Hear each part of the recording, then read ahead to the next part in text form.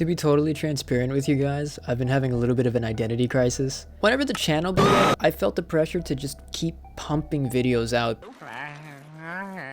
But obviously, that isn't what I wanted to do. If it was, I wouldn't have left so often for so long. Having gone from doing max mode challenges to just any old fan game and eventually streaming, I burned out pretty quick, and coupled with some personal stuff, I honestly thought that it was just time to throw in the towel, for good this time. I was mentally prepared to just walk away and really focus on myself, but for whatever reason, I couldn't quite let go. There was just this tiny voice in the back of my mind screaming at me to give it one more try. And after weeks of contemplating what to do, I just decided to get back up and give it one more shot. What's cracking, gangsters? My name is Hidden and welcome to The Slop Show. I was browsing the all modes list as one normally does, looking for a challenge I felt like I could take on. Something hard, but nothing crazy. I've beaten my fair share of challenging max modes before, and I've attempted some insane ones too, but I wanted to be honest and fair to myself.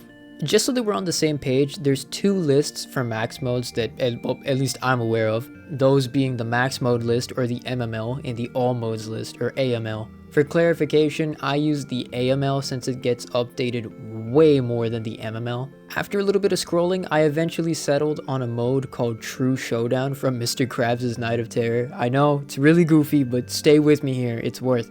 At the time of recording my attempts, it was ranked somewhere around 526, but as at the time of recording, it's sitting at rank 543. With almost 1,000 entries on the AML, I thought that this couldn't possibly be that hard since it was near the middle of the list. Just to get an idea of what I was getting myself into, I tried to look for some other max modes I've beaten before. You know, modes like Five Nights in Pete's 520 mode, Five Nights in Pete's 2 1220 mode, Five Nights at the Chum Bucket 720 mode.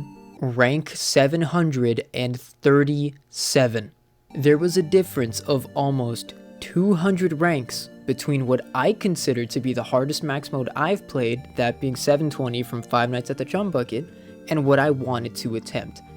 Lord have mercy on my soul. Quick editor's note, in the time between beating True Showdown and getting this video uploaded, I did actually beat a harder mode. That being, God, I really am not giving myself a good rep here, but that being Evil Steakhouse Burrito from Five Nights at Queso's. I don't remember the exact ranking of it, but I do remember that it was ranked really close, like unfortunately close to 50-20 mode from Ultimate Custom Night. I don't have any footage of my attempts. I did it over a Discord stream, but I do have a screenshot of my completion. If I can manage to beat it again, I'll post a link in the description of this video as an unlisted video, but unfortunately for now, you just kind of have to take my word for it. Okay, well, what makes True Showdown so much harder than what you played? Great question, thank you for asking. You see, the main problem I ran into playing FNCB was specifically the fact that Squidward freaking tentacles was legitimately broken. I will forever stand by the fact that Squidward could just decide to kill you if he felt like it, and it was just RNG.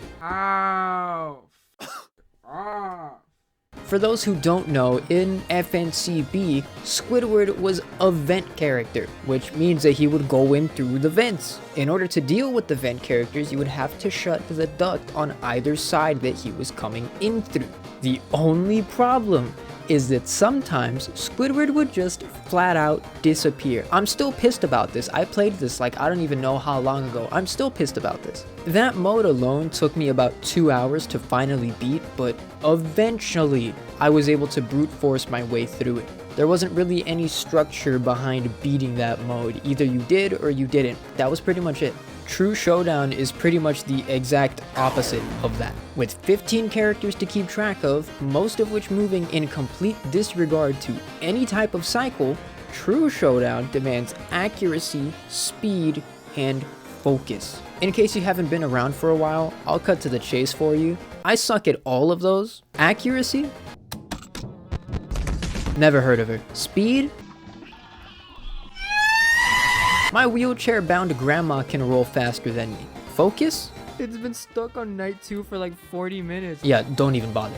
True Showdown was literally targeting all of my weak points. And yeah, it sucked. The features of True Showdown are fairly simple, so I won't bore you to death here. As with any FNAF fan game, we've got 2 doors and lights and a camera system. The only difference here is that we also have access to a Cyberman that functions identically to the wet floor sign from Ultimate Custom Night.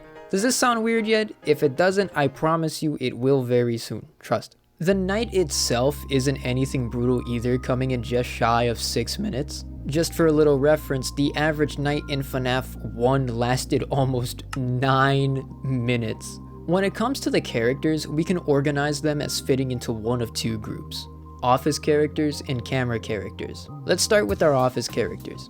For the sake of this video, office characters will be defined as any character that you can realistically fend off in your office without having to gather information about them from the cameras. Starting off the roster, we have Patrick. Patrick is a fairly straightforward character. He'll start on the stage and progress through the building to reach your left door. When he reaches your left door, he will be visible in the doorway when you turn on the light. Close the door on him and wait for this sound before opening the door again. Mr. Krabs will also start on the stage, however, he'll crawl through the vents instead of hitting a door. You'll know he's entered the vents when you hear this sound. From that point on, he will randomly appear in the vent opening in front of you. Put on your mask to make him go away. Gary will also hide out in the vent. Unlike Mr. Krabs, however, Gary will be present there the entire night. He will gradually progress in the vent as the night goes on. You can gauge his progress by noticing whenever he appears bigger in the vent. After enough time has passed, he'll plop down on your desk and begin flickering the lights. Put on the mask to make him go away. Baby Patrick is a little weird to categorize, but I'm gonna put him in this group for the time being. Every time you open and close your cameras, a baby Patrick will spawn on the top side of your screen. Click on him to make him go away. If you happen to open the cameras again while he's in your office, well, yeah, I know, it's beautiful. Doodlebob works similarly to Patrick, the most notable difference being that he will attack the right door instead of the left. Once he's at your door, he will be visible when you turn on the lights. Close the door on him to make him go away. He doesn't have a sound cue like Patrick for when he leaves the door, but I found that waiting about a second or 2 was usually enough time for him to reset. Fred will randomly appear in your office. Break his legs. Mrs. Puff will randomly appear in either one of the doorways leading into your office. In order to make her go away, flash the lights repeatedly. Finally, we have Ghost Squidward. He will begin to manifest in your office. Just flip up the cameras to make him go away. To be totally honest, this batch of characters are really easy to deal with, except for Baby Patrick. My homies hate Baby Patrick. No, seriously, most of my runs were cut stupidly short by this fat little tub of lard. TSPMO, dude. Okay, anyway, on to our camera characters. Starting with the absolute GOAT, Spongebob will attack your right door, however he will not be visible in the doorway. Instead, you'll know he's there when you hear this sound. Once you hear him, close the door. Similarly to Doodlebob, you won't hear when he leaves, however he takes his sweet time leaving the door. In order to figure out if he's actually left, you have to check the stage camera. If he's there, then it's safe to open the door. Next is Squidward. Squidward is this game's Foxy variant, except from what I experienced, you can't really stall him in the same way you can Foxy. Squidward will slowly progress over the course of the night before he leaves his house. If he's left, close the left door to stop him. You'll know it's safe to open the door again when you hear this sound. Kelly is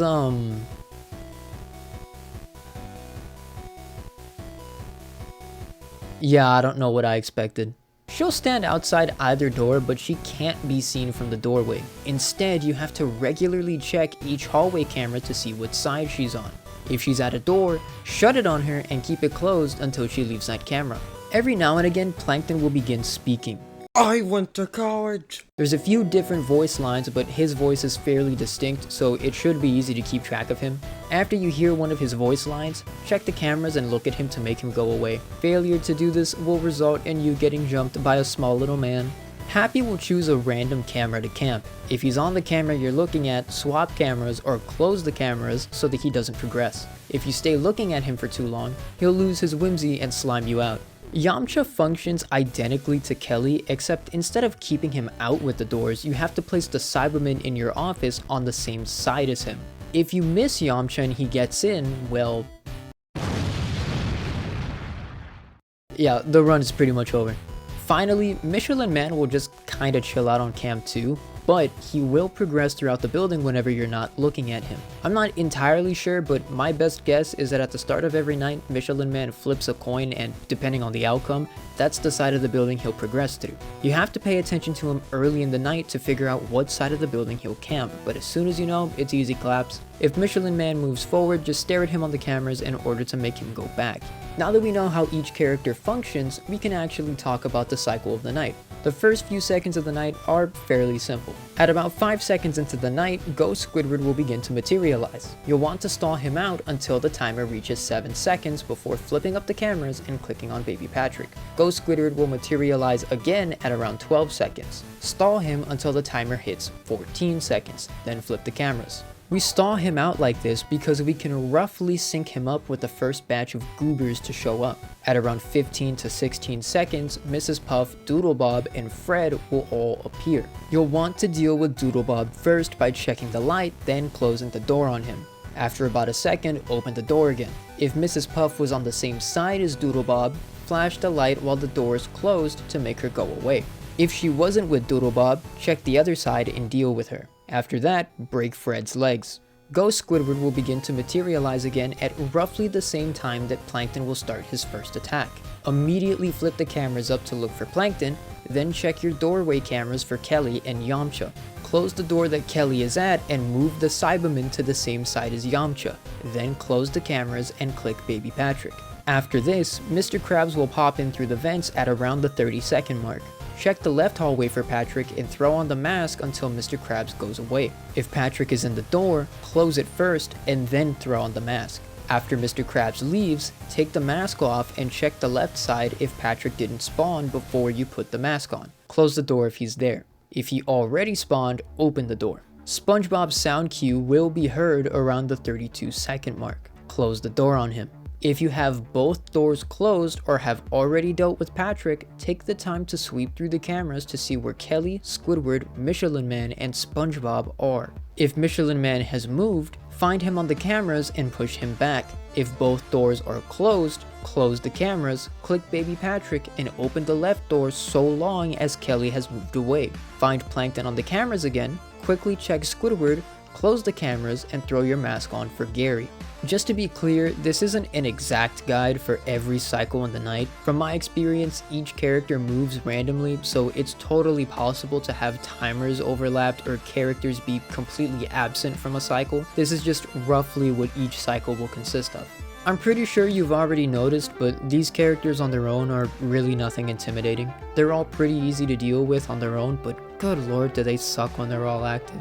Despite how easy they all are though, I decided to rank each character based on difficulty. Real quick before I get to the ranking, if you're enjoying the video so far, make sure to like and subscribe. It isn't a lot, but it really helps me out.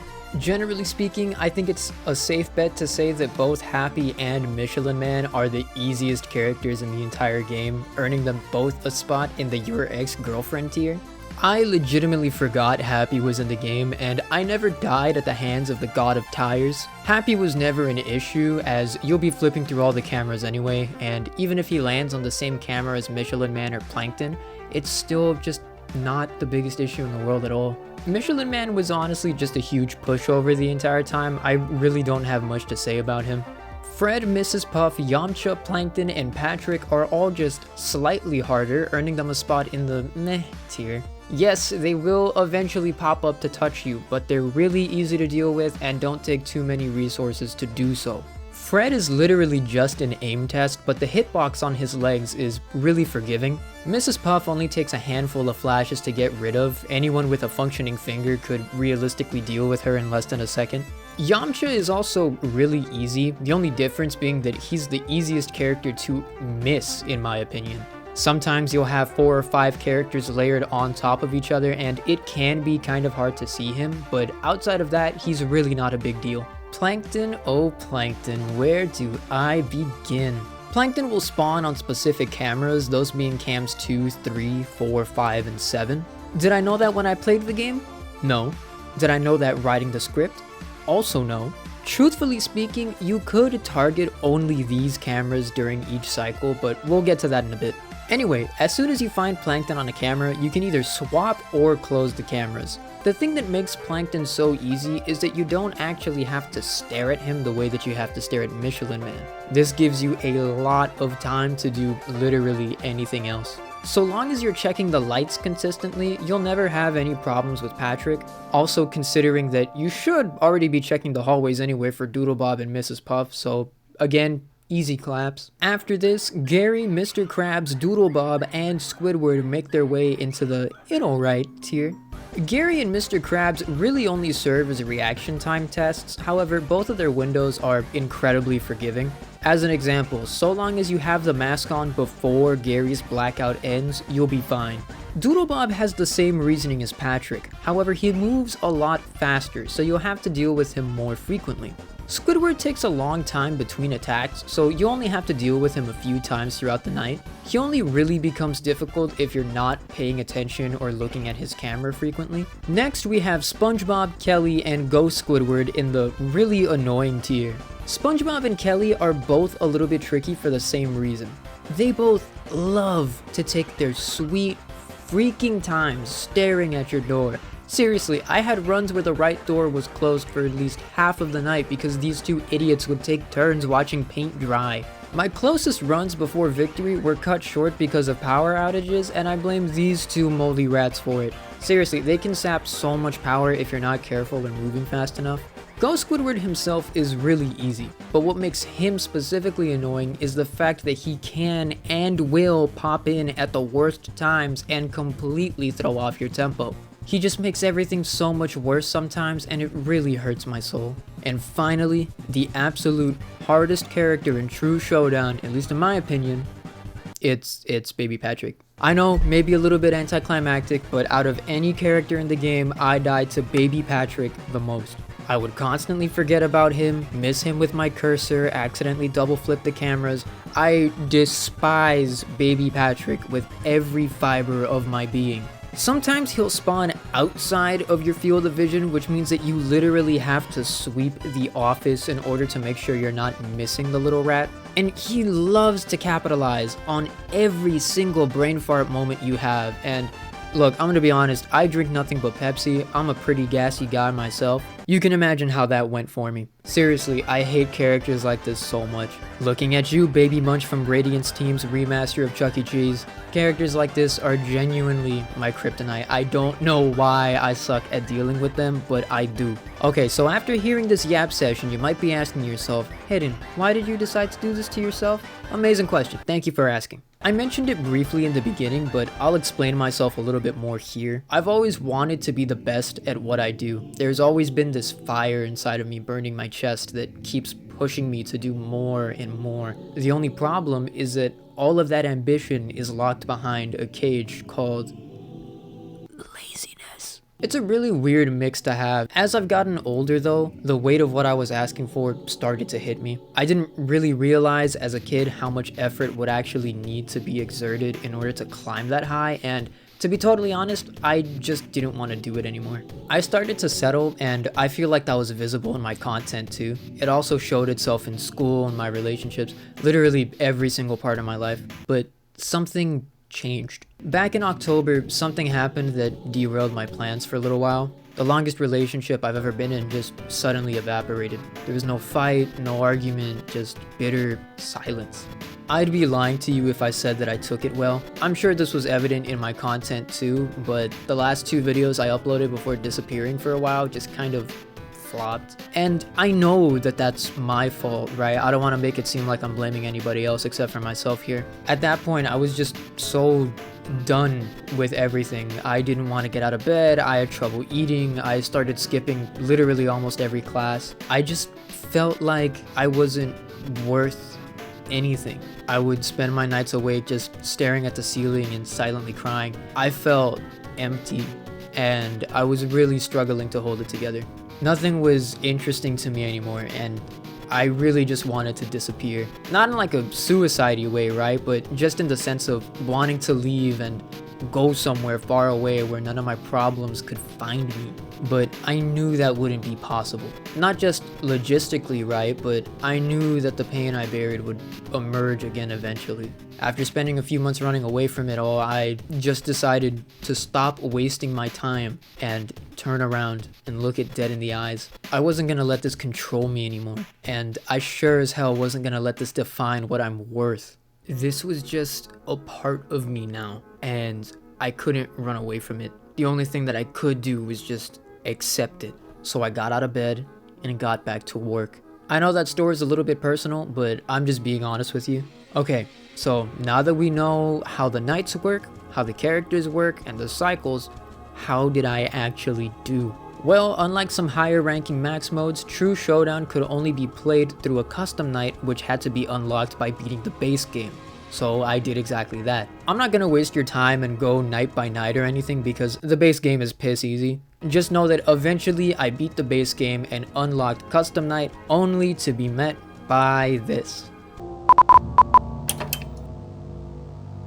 I would have to beat 8 individual challenges to unlock the rest of the cast in order to even attempt True Showdown. Lord have mercy. I want to make it clear that I'm not complaining because the challenges were difficult. It's quite the contrary actually. Most challenges were beaten on my first attempt, with only 1 or 2 of them taking multiple attempts. If anything, I was just more upset at the fact that I would have to dump even more time than I was already planning to just to get to the mode that I wanted to play. If I'm being totally honest, this would normally have been a quitting point for me. If I encounter something that I didn't plan or account for, I do get bummed out. But not this time. I decided that I was just gonna lock in and get this stupid thing done. You cannot hide. You cannot hide. I want to.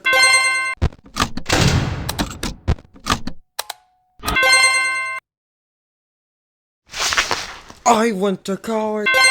That was shiny. Man, and then Miles is just Miles Spider-Man. Spider-Man is fucking Miles Morales and fuck. And thank God I did, because I was already making amazing progress. Before I knew it, I had the entire gang unlocked. And then came time for True Showdown. I cranked everyone to 20 and started the night.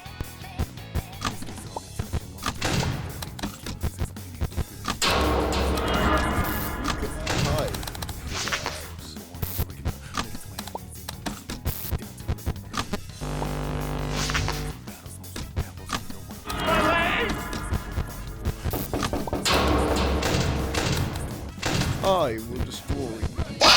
My time wasn't bad. I had made it a little bit over halfway through the night on my first attempt, but my movements were slow and my aim was incredibly sloppy. I mean, come on, bro. How do you miss both cameras multiple times in a row? Generational fumble, bro. Damn. My next run would be even better. Even though it was only my second attempt, I had given myself some time to process what I felt and experienced in my first run. By the time I came back for my second attempt, I was mentally primed and physically a little bit less tense. Just like that, I'd hit a PB of 449 in just 2 attempts. That's wild. At this point, I had 2 thoughts running through my mind. On one hand, I was thinking to myself, wait, I'm goated. On the other hand, I was thinking, what if it was just a fluke? Surely it couldn't be, right? For whatever reason, I just got incredibly sloppy. I had attempts that were less than a minute long, and even on my best attempts, I still couldn't break the 2-minute mark. And this little rat was there for all of it. I knew that True Showdown was possible. I mean, I almost beat it on my second attempt, for Christ's sake. But my mind and my body were just in 2 different places. While my body was moving quickly and just trying to beat the damn game, my mind was wandering, and not in a good way. A random thought would appear in my head and bring my mood and focus down a little bit. Every failure after that only amplified how bad I started to feel. I literally have footage where I would die on an attempt and just walk away from my computer for minutes at a time because I was just so demotivated and uninterested. I'ma be for real, I thought I was just being lazy at the time, but this limited most of my sessions to only about an hour of earnest, focused attempts before I had to call it quits because I just wasn't interested anymore. What I thought was laziness, though, actually ended up being my biggest savior. You see, the good thing about limiting the amount of time that I spent doing attempts was that all of my runs were hyper-focused and motivated. Even though after a while I really didn't want to be there, this meant that all of the practice that I was getting was good. The more runs that I did, the cleaner my movements became. I still wasn't the cleanest by any stretch of the imagination, but there was definitely improvement. Eventually, that wall that was stopping me from getting past 3 minutes began to crumble. Out of nowhere, I was back to where I was before, even better actually. I had hit a new PB completely out of nowhere, and it was almost a minute better than my last. That's impressive, but this attempt is what really got me to start paying attention. You see, in all of my previous attempts, I was honestly just trying to brute force the night. I wasn't doing anything crazy yet, like stalling Ghost Squidward or tracking Spongebob and Kelly individually. I was literally just going with the flow and praying to God that it would work. Obviously that didn't work, but this attempt made me realize that I was being a little bit too generous with my power. If I had had just an extra 3 to 5% power on this run, I would have won and this whole thing would be over, but I didn't have that this time. Now I knew that I had to look for some small optimizations somewhere in the night. The first place my mind went to was the sequence at the beginning of the night where the only real threat is Ghost Squidward. I noticed that nobody except for him is active for the first few seconds of the night, so checking the cameras wouldn't be necessary. And boom, just like that, that's like 1 to 2% power saved right there. But something still wasn't quite right. Similarly to my 449 PB, I hit another ceiling after my 532 PB. Suddenly, I was washed at the game I literally almost beat just a few minutes ago, and I couldn't get a run over 3 minutes again. Clearly, that 1 to 2% at the beginning of the night wasn't exactly what I needed. Helpful? I mean, sure, but even a bathroom break would have been helpful. Clearly, my attention needed to be spent somewhere else. I had also noticed that I was taking a lot of unnecessary deaths to some of the door characters like Spongebob, Patrick, and Kelly. Spongebob and Kelly specifically were the culprits behind my lack of power. Upon looking back at some of the footage I had, I found that I was leaving the door closed on these two way longer than was necessary. I had to find a way to keep track of these guys without sacrificing my ability to check Squidward, the Michelin Man, and Plankton during a cycle. Suddenly, a new plan was born. Instead of prioritizing Squidward and Michelin Man like I had been doing in previous attempts, I was going to try to switch my focus to Kelly and Spongebob. Theoretically speaking, I could save a boatload of power if I kept track of both of these guys, because I would know whether or not they were still at my door with more certainty and efficiency, so I tested it out. Now it seemed like I was finally getting somewhere. I hadn't quite hit a new PB yet, but I was getting more consistent. Now I was able to easily hit runs within the 3 to 4 minute range as compared to the sub 1 minute runs I was stuck with before. But how the hell was I gonna bridge the final gap? What specifically was it that kept screwing me over? Maybe I just needed more practice.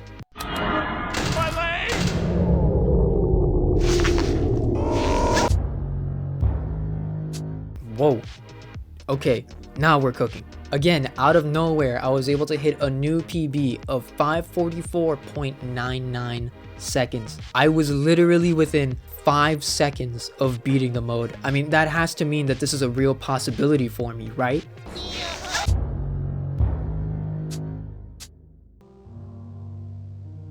But yet again, I was performing poorly after hitting a new PB. I couldn't even crack the 3 minute mark after this, and if I'm being totally honest, I was gonna quit. I was genuinely so discouraged here that I just flat out closed the game and stopped recording. But just as I was getting ready to move on, I got a message. I begrudgingly agreed. I hopped on Discord, reopened Night of Terror, and started recording again. This time with an audience. I should have prefaced by saying that I'm not the best entertainer. Again, I was down on my luck. This time around, I couldn't even crack the 2 minute mark. Just by closing and reopening the game, I had lost a full minute's worth of consistency. I really don't even know how that's possible. I really wasn't having it, but I just decided to give it one last shot. My leg! formula. My leg!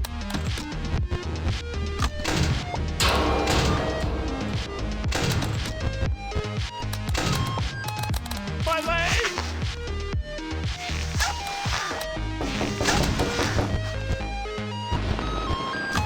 My leg!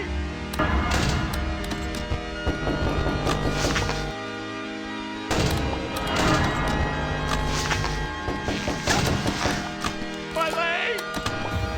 My leg!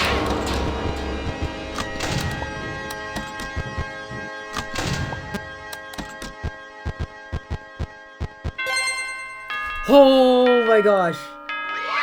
Oh yeah. Holy shit. Oh my god, yes! Yes! Oh.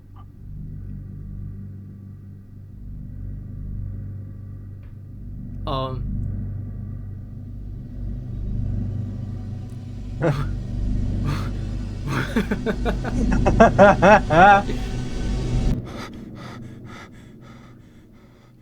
It was finally over, but I still heard that tiny voice in the back of my head. This time it was just a little bit louder though, and it told me the race isn't over yet. Hey, what's up guys? It's me, Hidden. First of all, thank you for watching the video all the way through. I really appreciate it and it means a lot to me. I don't know who needs to hear this, but to anyone that's struggling right now or maybe going through a hard time, I just want to let you know that Jesus really loves you. Psalms 34:18 says the Lord is close to the brokenhearted and saves those who are crushed in spirit. If you're going through a hard time, I encourage you to pray about it. I know that everybody has different beliefs and you don't have to believe the same thing as me. That's totally fine, right? But to those of you who are open to the idea, I strongly encourage that you pray over your situation. The world will throw a bunch of different things at you, but I promise you that they will never fulfill you the way that God can. If I'm being totally honest, this video was an absolute chunker to make. I mean, oh my gosh. I decided that I was going to structure this video a little bit differently and try and put a little bit more production value into it. And I mean, don't get me wrong, I'm glad that I did, but dear Lord, it was so much more than I thought it was going to be. Like seriously, I wrote a script for this video, ended up being 11 pages long. Good Lord. So far, that's longer than anything I've ever had to write for college. That's longer than anything I've ever written for high school. That's longer than one of my passion projects that I'm writing. And if we're going off of word count here, it's about half the length of the longest written work I've ever made. Like seriously, just writing was such a big headache. And whenever I sat down to record, I was hoping that it would go quick. I'm recording this section right now, and this is before I've made any edits to the audio, right? But I have almost 36 minutes of raw audio just reading the script. I have no video as of the time I'm recording this. It's just yap session. No, but seriously, thank you guys so much for watching the video. I really hope you enjoyed it. Let me know what you thought. If you enjoyed the video, please drop a like on this video, comment on the video, subscribe, I don't care. Make sure you join the Discord server too, link in the description. I got some pretty big plans for 2026. Hopefully I can actually get to them and I don't get slimed out again like last time, Lord willing. But regardless, thank you guys for being so patient and sorry for disappearing for like 2 months. My bad guys. Anyway, my slimes, I'll see you all next time. Remember,